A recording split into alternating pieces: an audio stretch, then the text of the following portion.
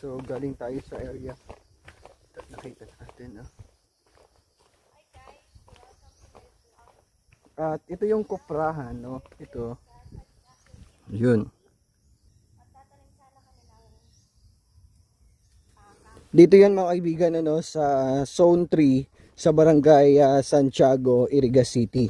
At nagtanim tayo ng puno, ano, malayo yung area. Kaya ayun na, bumalik na kami. At ito ay in connection sa Arbor Day, ang activity ng lokal na gobyerno ng lungsod ng Iriga, ang tree planting. Lahat ng mga sektor ay nandito, yung mga youth sector, mga non-government organization, mga LGU employees, at kami naman, ano, sa media, nandito kami. At nakapanayam namin kanina si Mayor Rex at yung mga nag-participate po ngayong araw dito sa activity na ito.